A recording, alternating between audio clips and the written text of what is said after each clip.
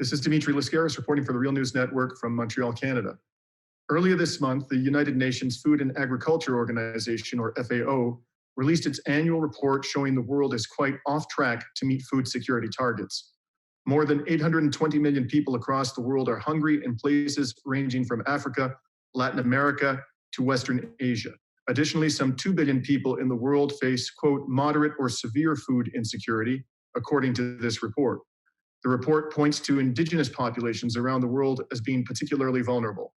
The study identifies three main reasons for the increasing hunger: armed conflict, a stagnating economy, and climate change impacts.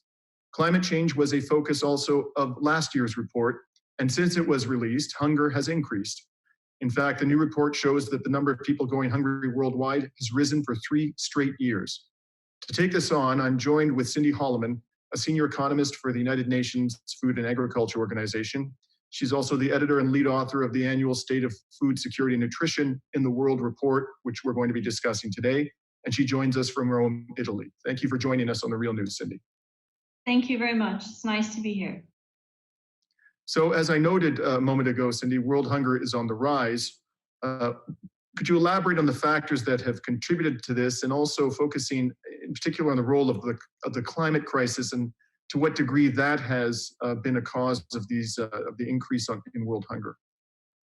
Yeah, I mean, as you highlighted, there are three main drivers behind the recent rise in hunger, which we've identified.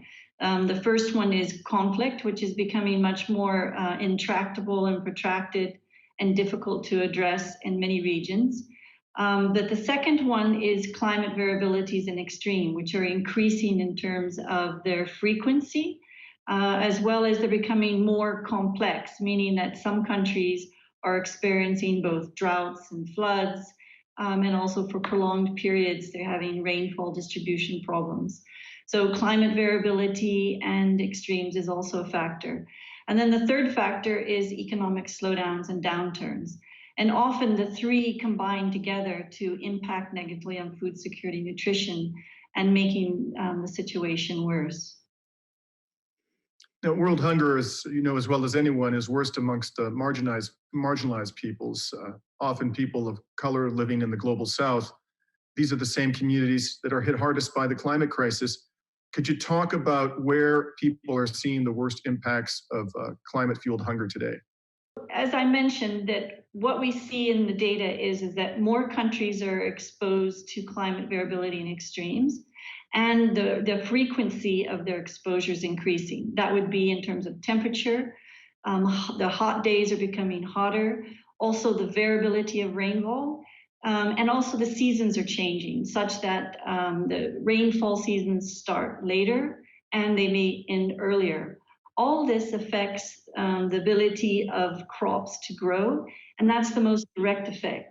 So a lot of the countries in Africa, Asia, Central America, their agricultural systems and the people's livelihoods are dependent on these types of crops for their incomes, their livelihoods, and therefore when climate extremes affect that, they cannot access food.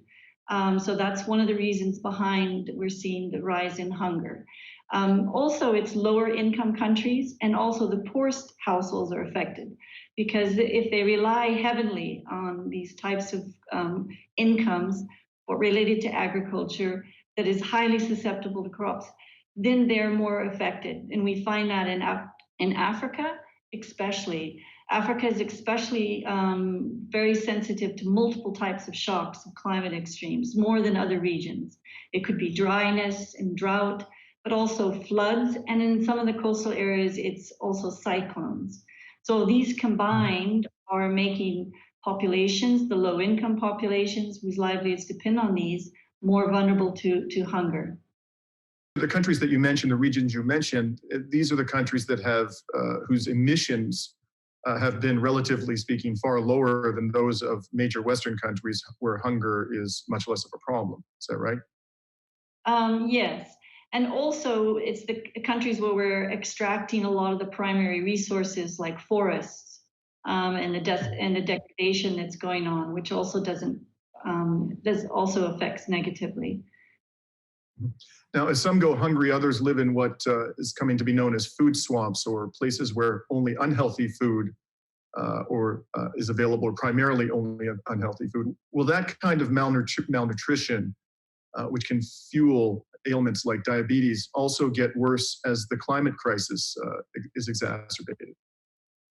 Yes, well, as we said, that as I mentioned earlier, that it's the poor households that obtain their livelihoods from natural resource-based economies that are affected.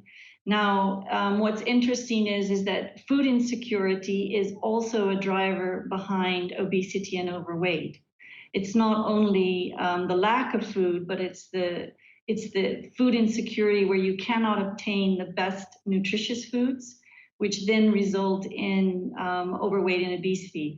A lot of the cheaper foods that are available are high in saturated fats, sugars, oils, which is contributing. So with this climate problem that we're facing, as people lose their incomes, as they go to the markets, as they maybe migrate out of certain areas because their livelihoods are not sustainable anymore, because they've lost their land, because it's been decimated by cyclones, or they've lost their assets and livelihoods, they also have to rely on markets. And of course, the poorest then have to rely on the cheapest foods in the markets. And those are often the most unhealthy foods.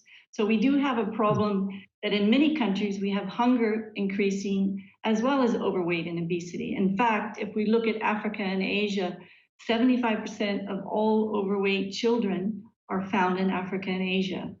So we do need to think about these populations, the low-income countries, the ones where they're also affected heavily by high exposure to climate, and also it's affecting hunger. It can also affect obesity and overweight.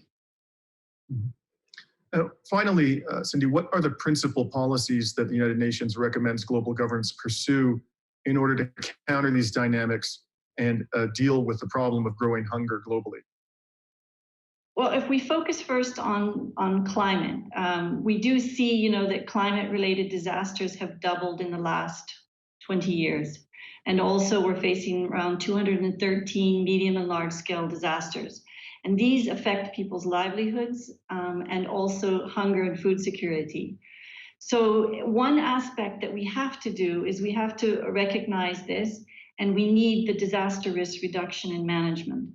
But at the same time, we also need to focus on climate change adaptation. So what the UN is calling for is what we call climate resilience, which is looking at disaster risk reduction and climate adaptation.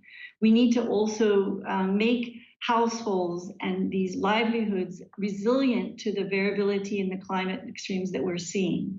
This could be through technological solutions, but also in terms of climate risk assessments and vulnerability assessments, and also vulnerability reduction programs.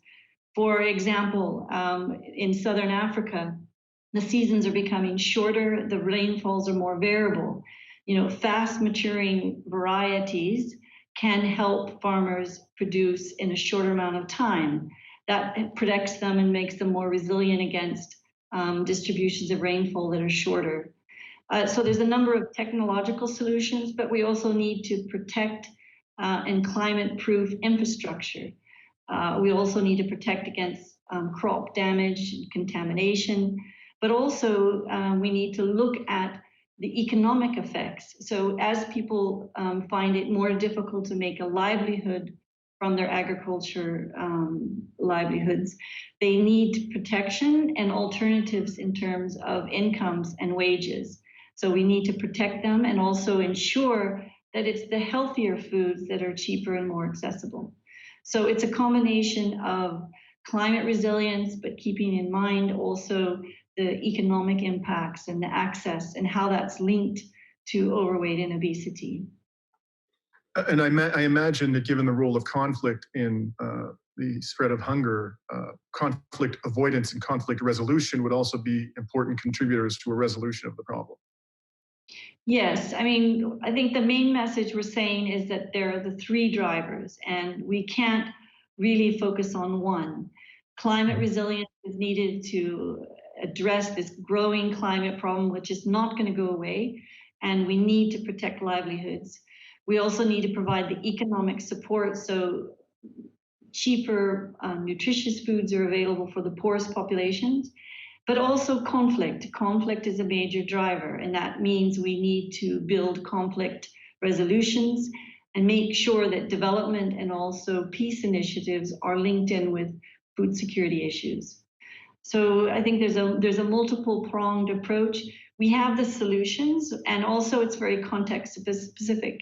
Some countries are affected by one of the drivers, but other countries are affected by multiple drivers. We often find, conflict driving large economic recessions. And over top of that, we have climate effects.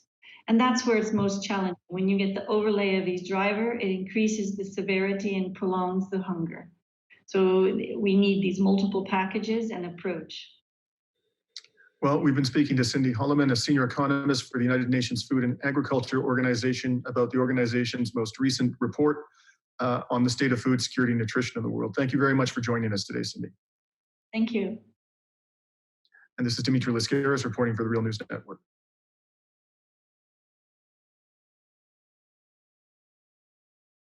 Thanks a lot for watching. Appreciate it. But do us one more solemn favor. Hit the subscribe button below. You know you want to. Stay up on the videos.